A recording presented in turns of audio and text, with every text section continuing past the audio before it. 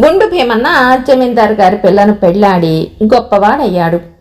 అల్లుడు గారికి ప్రత్యేకంగా ఒక నౌకరు కుర్రవాడుండి అతను చెప్పే పనులన్నీ చేస్తూ ఉండటం భావ్యంగా ఉంటుందని జమీందారు గారు అనుకున్నాడు. జమీందారు గారి గుమాస్తా అల్లుడు గారి కోసం 10-12 ఏళ్ల కుర్రాన్ని ఒకడిని పట్టుకొచ్చాడు.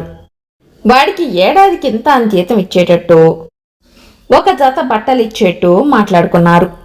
ఆ సాయంకాలం భీమన్న తోటలో ఒంటరిగా ఉన్న సమయంలో నౌకరు కుర్రాడి తండ్రి వచ్చి, బాబుగారు, మా అబ్బాయిని తమరికి నౌకరుగా ఏర్పాటు చేశారు. వాడికి తిండి బట్ట బాగానే జరిగిపోతుందని నాకు తెలుసు అనుకోండి. జీతం డబ్బులు కూడా ఇస్తామన్న దానికి ఒక పావలా ఎక్కువే ఇస్తారు గాని లోపం చెయ్యరు. అయితే 2 విషయాలు తమరిని ముఖ్యంగా కోరదలిచాను అన్నాడు. ఓ, తప్పకుండా కోరు అన్నాడు భీమన్న. వాడికి ప్రతి శనివారము అభ్యంగనం అయ్యేటట్టు తమరు చూడాలి అన్నాడు నౌకరు తండ్రి. అభ్యంగనం అంటే ఏమిటి అని భీమన్న అడిగాడు. నూనెతో స్నానం చేయించాలి. ఈ మాట ఎందుకు తమతో ప్రత్యేకంగా మనవి చేస్తున్నానంటే, వాడు నూనె చూడగానే పారిపోతాడు. నూనెలో ఎంతసేపు నానితే అంత మంచిది. అందుచేత బలవంతానైనా సరే వాడికి నూనె తలంటు పోయించాలి అన్నాడు నౌకరు తండ్రి. ఓ, అలాగే చేద్దాం అన్నాడు భీమన్న. మరొక విషయం ఏమంటే, నెలకొక క్షవరం వాడి చేత చేయించండి. ఈ 2 నేను తమరిని ప్రత్యేకంగా కోరేవి అన్నాడు నౌకరు తండ్రి. భీమన్న 2కి అంగీకరించాడు. జ్ఞాపకం ఉంచుకుని ఆ 2 పనులు వాడి చేత చేయిస్తానని ఆ మనిషికి మాట కూడా ఇచ్చి పంపేశాడు. ఆ మనిషి తనను స్వయంగా అడిగాడు కనుక ఈ పనులు మరొకరికి పురమాయించక భీమన్న శనివారం ఎప్పుడు వస్తుందా అని రోజులు లెక్కిస్తూ కూర్చున్నాడు. శనివారం రానే వచ్చింది. భీమన్న తెల్లవారుతోనే లేచి తన నౌకర్ను పిలిచి, ఒరే, గిడ్డంగికి పోయి ఒక నూనె డబ్బా తెమ్మన్నా అని చెప్పి తీసుకురా అన్నాడు. అల్లుడు గారు తెమ్మన్నారు, ఎందుకో నాకు తెలియదు అని గిడ్డంగిలో ఉండేవాడికి చెప్పి నౌకరు నూనె డబ్బా తెచ్చాడు. భీమన్న తన నౌకర్ను స్నానాల గదిలోకి తీసుకుపోయి స్నానం చేసే తొట్టెలో నిలబడమని డబ్బాడు నూనె వాడి నెత్తిన దిమ్మరించాడు. కుర్రాడు లబోమని ఏడుపు లంకించుకున్నాడు. గొంతు ఎత్తావంటే చంపేస్తాను వెధవా, నీ సంగతంతా నీ తండ్రి నాతో ముందే చెప్పేశాడు. ఏడ్చి టీ పెట్టినా సరే నీకు ప్రతి శనివారము నూనెతో స్నానం తప్పదు. ఎంత నానితే అంత మంచిదని నీ తండ్రి అన్నాడు. అందుచేత నేను రమ్మన్న దాకా బయటికి రాకు అని భీమన్న కుర్రాన్ని గదమాయించి స్నానాల గది తలుపు గొళ్ళెం పెట్టి యువతలకి వచ్చేశాడు. కుర్రాడు లోపల నుంచి ఏడుస్తూ పెడబొబ్బలు పెట్టసాగాడు. సరిగా ఆ సమయానికే భీమన్న భార్య మహాలక్ష్మి అటుగా వచ్చి, ఏమండి, మీ నౌకరు అలా ఏడుస్తున్నాడెందుకు? వాణ్ణి లోపల పెట్టి తలుపు మూసారే, ఏమైనా చేశాడా ఏమిటి అని అడిగింది. ఇది నీకు సంబంధించిన విషయం కాదులే. వాడి తండ్రి ఈ బాధ్యత స్వయంగా నా మీద పెట్టాడు. ఏడిచి రాగాలు పెట్టినా సరే వదలకుండా వాడికి ప్రతి శనివారము నూనెతో స్నానం చేయించమన్నాడు. అభ్యంగనం అంటే అదేటగా అన్నాడు భీమన్న. తన భర్త కుర్రాడి నెత్తిన డబ్బాడు నూనె పోసేసిన సంగతి మహాలక్ష్మితో పాటు ఇంటిల్లిపాదికి తెలిసిపోయింది. అల్లుడు గారు ఇలాంటి పని ఎందుకు చేశారా అని అందరూ ఆశ్చర్యపడిపోయారు. మహాలక్ష్మి వారితో, ఆయనకు కోపం వచ్చి చిరాకుతో తన నౌకర్నెత్తిన డబ్బాడు నూనె కుమ్మరించేశారు. ఆయనకు కోపం రావటానికి కారణమేమంటే, ప్రతి శనివారము తలంటు స్నానం చేయటం వారికి అలవాటుట. ఇక్కడ మనకు అలవాటు లేదు. అందుచేత ఆయన కోపం వచ్చింది. అందుచేత మన ఇంట కూడా అందరము శనివారము నూనె తలంట్ల ఏర్పాటు చేసుకుంటే సరిపోతుంది అని భర్త అవివేకాన్ని కప్పేసింది. ఈ తలంట్ల ఏర్పాటు నౌకర్లకు కూడా జరగటం చేత భీమన్న నౌకరు కుర్రాడి నియమాలలో ఒకదాని బెడద తీరిపోయింది. కానీ 2వ నియమం మిగిలిపోయింది. భీమన్న నెల పూర్తి అయిందాకా కనిపెట్టుకుని ఉండి నౌకర్ని పిలిచి, ఒరే, మన దివాణంలో ఎవరెవరు క్షవరం చేయించుకుంటారో కనుక్కురా అన్నాడు. నౌకరు వెళ్ళి పని వాళ్ళందరినీ అడిగి వచ్చి, అందరూ చేయించుకున్నారటండి అన్నాడు. పోనీ నేనే చేయించుకుంటాను, నువ్వు క్షవరం చేసే కత్తెరేది అన్నాడు భీమన్న. నా దగ్గర కత్తెరలు లేవండి అన్నాడు నౌకరు కుర్రాడు తెల్లబోయి.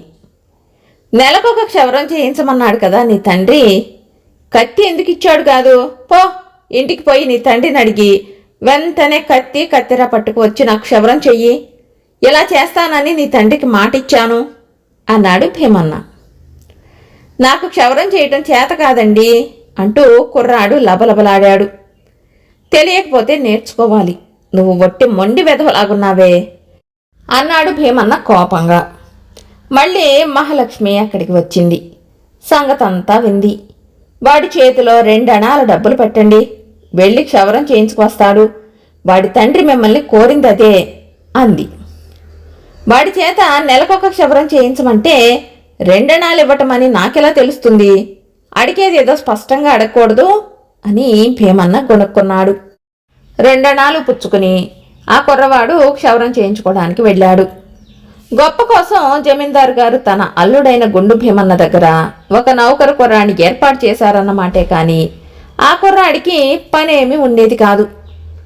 అసలే కోతి, అందులో పని కూడా లేదు. అందుచేత భీమన్న నౌకరు అస్తమానం గోడల మీద, గొబ్బెల మీద, కుర్చీల మీద, మెట్ల మీద ఎక్కి దూకుతూ ఉండేవాడు. తన నౌకరాల అస్తమానము కోతిలాగా గెంతుతూ ఉంటే భీమన్నకు సరదాగానే ఉండేది. కానీ జమీందారికి మటుకు చిరాకు కలిగేది.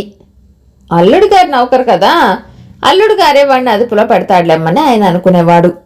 అల్లుడు గారి సమీపంలో లేని సమయాల్లో మటుకు నీకు కాలు చెయ్యి ఊరుకోదురా, క్షణమైనా కుదురుగా ఉండలేవేం అని కసిరేవాడు. కుర్రకుంక ఈ కసుర్లు పట్టించుకునేవాడు కాదు. ఆయన కనిపించకుండా వెళ్ళి మళ్ళీ తన ఆనందం కొద్దీ గెంతేవాడు. ఇలా ఉండగా ఒకనాడు గుండు భీమన్న సమక్షంలోనే నౌకరు కుర్రాడు గెంతుతూ ఉండటము, గుండు భీమన్న వాణ్ణి పల్లెత్తు మాట అనకపోవటము జమీందారు గారు తన కళ్ళారా చూశారు. ఆయన కుర్రాన్ని అవతలికి తరిమేసి భీమన్నతో, ఈ కుర్ర కుంకును ఇలాగే చూస్తూ ఊరుకుంటే నెత్తికెక్కి కూర్చుంటాడు, జాగ్రత్త అని చెప్పి హెచ్చరిక చేశాడు. ఆ మాట వినగానే భీమన్నకు దిగులు పట్టుకుంది. మామగారు చెప్పిన మాట నిజమై ఉంటుంది. నా నెత్తిని ఎక్కి కూర్చోవటానికే ఈ కుర్ర వెధవ ఎక్కటమో దూకటమో అభ్యాసం చేస్తున్నాడు. ఎలాగైనా వీడు నా నెత్తిని ఎక్కి కూర్చోకుండా చూసుకోవాలి, లేకపోతే మామగారు నొచ్చుకుంటారు అనుకుని భీమన్న ఒక ఉపాయం చేశాడు. నౌకర్ను పిలవవలసి వచ్చినప్పుడల్లా ముందుగా నెత్తిన ఒక పెద్ద తలపాగా పెట్టుకుని దాని మీద చేతులుంచుకుని నౌకర్ను పిలిచి వాడికి చెప్పవలసిన పని చెప్పి వాడు వెళ్ళినాక నెత్తి మీద నుంచి తన చేతులు తలపాగా తీసేసేవాడు. అప్పటికీ వాడు నెత్తినెక్కి కూర్చుంటాడేమోనని కుర్రాడు వెళ్ళిపోయేదాకా ఒక చోట కూర్చోక భీమన్న అటూ ఇటూ పచార్లు చేస్తూ కుర్రాడితో మాట్లాడేవాడు.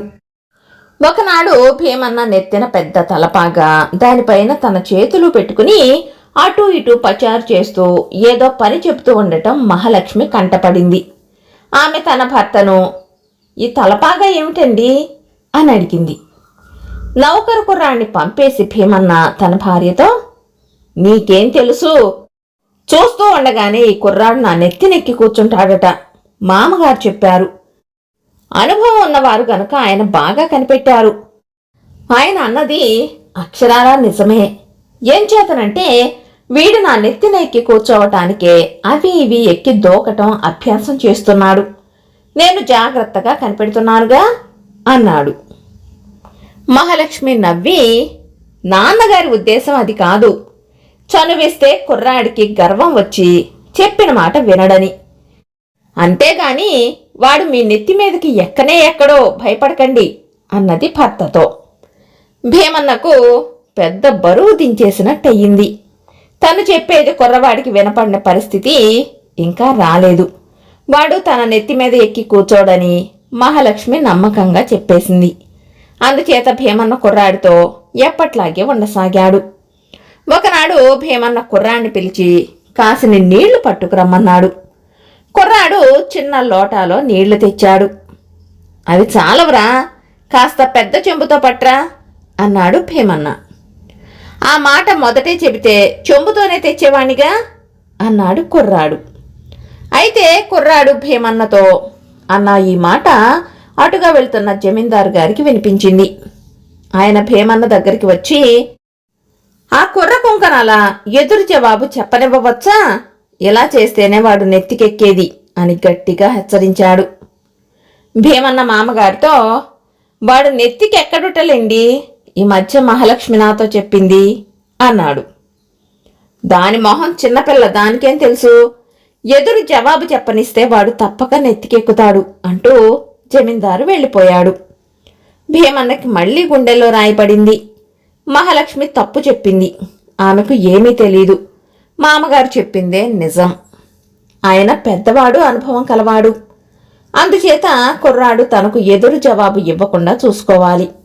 అందుకని భీమన్న కుర్రాన్ని పిలిచి, ఒరే, ఇక ముందు నాకేదన్నా జవాబిచ్చేటప్పుడు నాకెదురుగా నిలబడక అటు తిరిగి నిలబడు, తెలిసిందా అన్నాడు.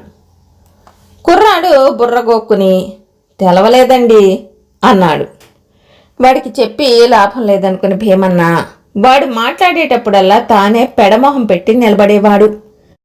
కుర్రాడు తన ఎదురికి వచ్చి మాట్లాడటానికి యత్నించినప్పుడల్లా భీమన్న మరొక పక్కకి తిరిగేవాడు. ఒకనాడు ఈ వింత మహాలక్ష్మి కళ్ళపడింది. భీమన్న తన చుట్టూ తాను తిరుగుతూ కుర్రాన్ని ఏదో అడుగుతున్నాడు. కుర్రాడు భీమన్న చుట్టూ తిరుగుతూ జవాబు చెప్తున్నాడు. మహాలక్ష్మి, ఈ రంగుల రాట్నం ఏమిటండి అని అడిగింది. మరేం లేదు, కుర్రాన్ని ఎదురు జవాబు ఇవ్వనివ్వవద్దని, ఇవ్వనిస్తే వాడు నిశ్చయంగా నా నెత్తికెక్కుతాడని మామగారు మళ్లీ చెప్పారు. ఎదురుగా నిలబడి జవాబు చెప్పకురా అంటే ఈ కుర్ర వెధవకు అర్థం కావటం లేదు. వాడు నా ఎదురికే వచ్చి జవాబు చెప్తాడు. నా నెత్తిన ఎలాగైనా ఎక్కాలని వాడికి బాగా ఉన్నట్టుంది. అందుచేత నేనే వాడికి పెడమొహంగా అవుతున్నాను, అంతకంటే ఏమీ లేదు అన్నాడు భీమన్న తన భార్యతో.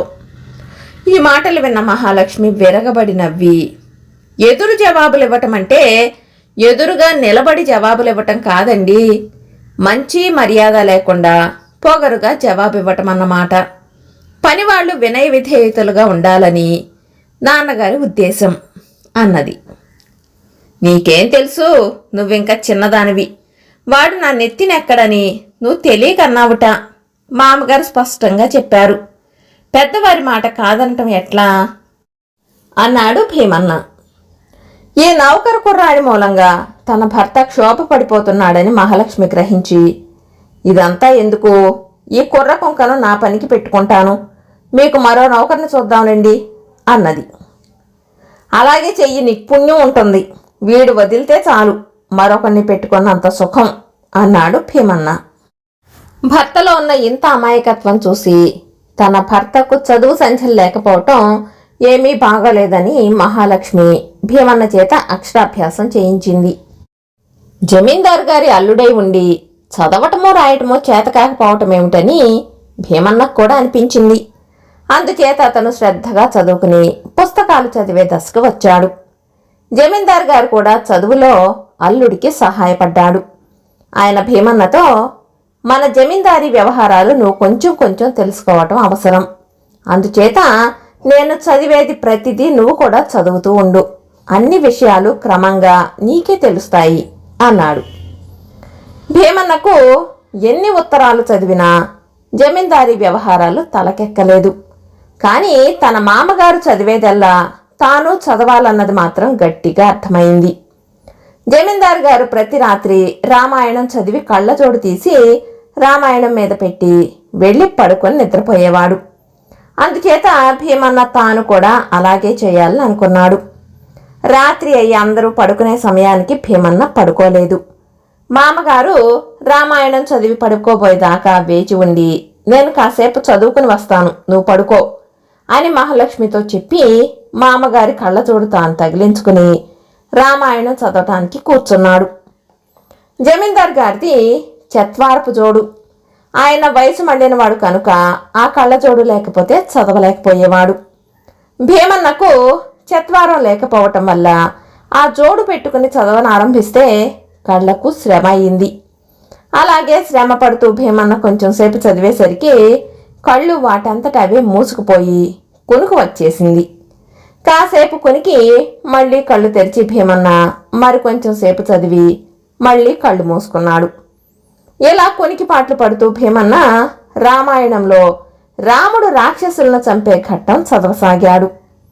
భీమన్న ఒకసారి ఇలాగే కునుకుతూ కళ్ళు తెరిచేసరికి ఎదురుగా ఒక నల్లని ఆకారం కనిపించింది. ఆ వచ్చిన వాడొక దొంగ. ఇల్లంతా మాటుమణిగి ఉన్న సమయంలో జమీందారు గారింట దొంగతనం చేసే ఉద్దేశంతో వాడు నల్లటి బట్టలు వేసుకుని ముఖానికి చేతులకు మసి పూసుకుని వచ్చాడు. కానీ నిద్రమత్తులో ఉన్న భీమన్నకు వాడు రామాయణంలోని రాక్షసుడులాగా కనిపించాడు. రాముడు రాక్షసులను అడిగినట్లే భీమన్న, ఒరే రాక్షసుడా, నీ పేరేమిటి, ఇక్కడికి ఎందుకు వచ్చావు అని గద్దించి అడిగాడు. అరవకు, నోరెత్తావంటే చంపేస్తా అంటూ దొంగ భీమన్నను సమీపించాడు. భీమన్నకు రాక్షసుడిని చూస్తున్న కొద్దీ ఆగ్రహం రెచ్చిపోయింది. అతను దొంగ కత్తి పట్టుకున్న చేతిని ఒక చేత గట్టిగా పట్టుకుని రెండో చేత్తో వాడి పేక పట్టుకున్నాడు. దొంగ ఒక్క చావు కేక పెట్టి కింద పడిపోయాడు. ఆ అలికిడికి ఇంట్లో వాళ్ళంతా లేచి వచ్చారు. దొంగ దొరికిపోయాడు. వాడు పేరు మోసిన దొంగ కావటం చేత వాణ్ణి పట్టుకున్నందుకు భీమన్న ఖ్యాతి చాలా దూరం పాకింది. ఇది జరిగిన కొన్నాళ్లకు భీమన్నను తెలివిగలవాణ్ణి చెయ్యటానికి మహాలక్ష్మి చేసిన ప్రయత్నాలేవీ ఫలించలేదు. అందుచేత ఆమె అతనిలో దైవభక్తి ప్రేరేపించి తెలివితేటలు పెంపొందించే ఏర్పాటు చేసింది. భార్య ప్రేరేపణతో భీమన్న ప్రతి సాయంకాలము ఊరి బయట ఉండే గుడికి వెళ్ళి దేవుడికి దండం పెట్టుకుని ఇంటికి తిరిగి వచ్చేవాడు. ఇలా ఉండగా ఒక మోసగాడు ఆ ఊరు చేరి గుడి పక్కన ఉండే చెరువు దగ్గర చెట్టు కింద ఒక మునిలాగా వేషం వేసుకుని కూర్చుని వచ్చేపోయే వాళ్ల ద్వారా గ్రామ పరిస్థితులన్నీ గ్రహించసాగాడు. ఈ మోసగాడు భీమన్నను గురించి కూడా తెలుసుకున్నాడు. భీమన్న జమీందారు గారి అల్లుడు, అమాయకుడును.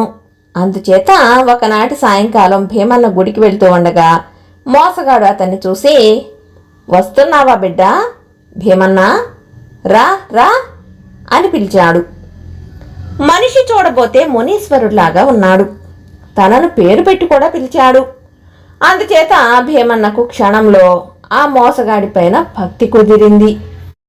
అతను మోసగాడి వద్దకు వెళ్ళి సాష్టాంగ నమస్కారం చేసి లేచి, ఏమి స్వామి అని అడిగాడు. బిడ్డ, నీవు దేవుడి దర్శనానికి ఆరాటపడుతున్నావని నేను గ్రహించాను. అందుకే రోజూ దేవాలయానికి పోయి వస్తున్నావు. నీ భక్తి చాలా గొప్పది. కానీ దేవాలయంలో నీకు దేవుడి దర్శనం ఎలా అవుతుంది? నాయనా, ఆలయంలో ఉండేది దేవుడి విగ్రహమే కాని దేవుడు కాడే. నీకు దేవుళ్లను ప్రత్యక్షంగా చూపుదామని పిలిచాను. నిజంగా దేవుళ్ల దర్శనం చేసుకోవాలని నీకుందా అని మోసగాడు అడిగాడు. లేకపోవటం ఏమిటి స్వామి, ఆ దేవుళ్ళు ఎక్కడున్నారు, ఎలా కనిపిస్తారు అని భీమన్న మోసగాడిని అడిగాడు. అది నా చేతిలో ఉన్నదే నాయనా. నేను రమ్మంటే వాళ్ళు వస్తారు. వారిని చూచినాక నీ సమస్త కోరికలు తీరిపోతాయి. నీ జన్మ తరిస్తుంది. కానీ నేను చెప్పినట్టుగా నీవు చేయాలి అన్నాడు మోసగాడు. అలాగే చేస్తాను స్వామి అన్నాడు భీమన్న భక్తిగా. అయితే విను, నీవు నీ చొక్కా విప్పి ఇక్కడ పెట్టు. నీ వంటి మీద ఉన్న బొంగరాలు, బంగారు మొలతాడు, మెడలో గొలుసు అవి తీసి చెరువులో దిగి మునిగి ఉండు. కొద్దిసేపట్లోనే దేవతలు నీకు కనిపిస్తారు అన్నాడు మోసగాడు. భీమన్న సరేనని తన ఒంటిపైన ఉండే 4 సొమ్ములు తీసి చొక్కా విప్పి అన్నిటినీ చెరువుగట్టుపై ఉంచి నీటిలోకి దిగి మునిగి అలాగే ఉండిపోయాడు. భీమన్న నీటిలో మునిగిన మరుక్షణం మోసగాడు అతని చొక్కా నగలు పట్టుకుని గుడి దిక్కుగా పారిపోసాగాడు. ఈ లోపల నీటిలో మునిగిన భీమన్నకొక ఆలోచన వచ్చింది. అదేమిటంటే, తనకు దేవతలు కనిపిస్తారు గాని ఆ దేవతలను తానొక్కడే చూస్తాడు, తన భార్య చూడదు. ఇది అన్యాయం. మునీశ్వరుడి ఆజ్ఞ పొంది మహాలక్ష్మిని కూడా పిలుచుకువచ్చే ఉద్దేశంతో భీమన్న నీటిలో నుంచి పైకి లేచేసరికి పారిపోతున్న మునీశ్వరుడు కనిపించాడు. స్వామి, స్వామి, కొంచెం ఆగండి, ఒక్క మాట అని కేకలు పెడుతూ భీమన్న మోసగాడి వెంట పడ్డాడు. భీమన్న గొంతు విని మోసగాడు మరింత పిక్కబలం చూపాడు. అయితే భీమన్న బలశాలి, దమ్ము గలవాడు కావటం చేత త్వరలోనే మోసగాడిని అందుకుని పట్టుకుని మీరు దేవుళ్ళని పిలుచుకురావడానికి వెళ్తున్నారులా ఉంది. అందుకు తొందర ఏమీ లేదు, కొంచెం నిలవండి అన్నాడు. మోసగాడికి గుండె దడ క్షణానికి హెచ్చిపోతున్నది. వాడు తన చేతిలో ఉన్న భీమన్న చొక్కా నగలు కింద పారేసి ఎట్లాగో భీమన్న పట్టు నుంచి తప్పించుకుని మళ్ళీ పరిగెత్తసాగాడు. స్వామి, నా మాట వినకుండా ఎందుకు వెళ్ళిపోతున్నారు? ఇంతలోనే నాపై తమకెందుకు కోపం వచ్చింది అంటూ భీమన్న మోసగాడి వెంట పడ్డాడు. ఆ కేకలు విని గుడిలోని వాళ్ళంతా బయటికి వచ్చి మోసగాడి దారికి అడ్డు తగిలారు. వాడు భీమన్నకు చిక్కనే చిక్కాడు. నలుగురు చేరి వాడి పెట్టుడు గడ్డాలు మీసాలు పీకేసి వాడు దొంగ అని తేల్చారు. తీరా విచారించగా వాడు కూడా పెద్ద దొంగ అని, ఎన్నో గ్రామాలలో ఎందరినో ఈ విధంగానే మోసగించాడని తేలింది. అటువంటి దొంగను జమీందారు గారి అల్లుడు గారు పట్టుకున్నాడని ఆ చుట్టుపక్కల చాలా ఏళ్లపాటు గొప్పగా చెప్పుకున్నారు. కథ కంచికి మనమింటికి.